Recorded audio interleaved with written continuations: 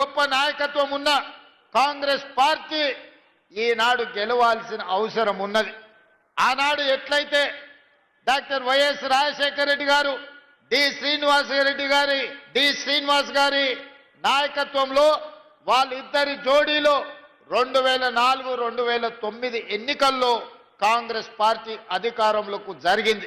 అధికారంలోకి రావడం మనం కళ్ళతో చూసినాం. అందుకే ఈనాడు ఖచ్చితంగా నేను ఈ వేదిక మీద నుంచి తెలంగాణ సమాజానికి మాట ఇవ్వదలుచుకున్నా. 2023 ఎన్నికల్లో నేను పిసిసి అధ్యక్షుడిగా, మహేష్ గౌడ్ గారు కార్యనిర్వాహక అధ్యక్షుడిగా 2023 నాడు కాంగ్రెస్ పార్టీని అధికారంలోకి తీసుకొచ్చినాం.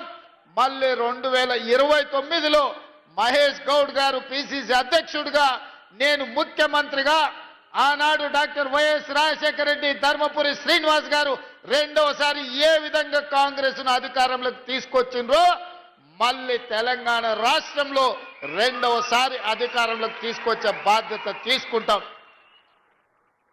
నేను పిసిసి అధ్యక్షుడు కాకముందు ఈడ రైతుల సమస్యల మీద నన్ను ఆహ్వానించి ఇక్కడ ఒక కార్యక్రమాన్ని ఏర్పాటు చేసింది. దారెంబట వేలాది మంది రోడ్ల మీదకి వచ్చి స్వాగతం పలుకుతే మధ్యాహ్నం 12కి రావాల్సిన నేను సాయంత్రం 5 గంటలకు సమావేశానికి వచ్చిన వేలాది మంది రైతులు ఆనాడు నిలబడి మీరందరూ ఆశీర్వదించారు కాబట్టి ఆ తర్వాత కాంగ్రెస్ పార్టీ అధ్యక్షుడిగా నాకు బాధ్యత ఇచ్చింది కాంగ్రెస్ పార్టీ. ఆ కాంగ్రెస్ పార్టీ అధ్యక్షుడిగా ప్రజాక్షేత్రంలో ప్రజా సమస్యల మీద కొట్లాడడంతో ఈనాడు తెలంగాణ రాష్ట్రంలో కాంగ్రెస్ పార్టీ అధికారంలోకి వచ్చింది.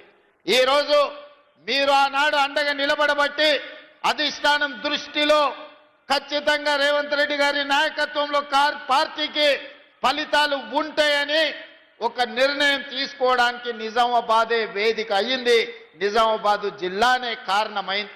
అందుకే నా మనసులో ఎప్పుడు నిజామాబాద్ జిల్లాకు ప్రత్యేకమైన స్థానం ఉంటుంది. ఈ జిల్లాలో ప్రాజెక్టులను పూర్తి చేయడానికి, ఈ జిల్లాకు అదనంగా నిధులు మంజూరు చేయడానికి, ఈ జిల్లాకు రాజకీయ నేపథ్యం, రాజకీయంగా అవకాశాలు కల్పించడానికి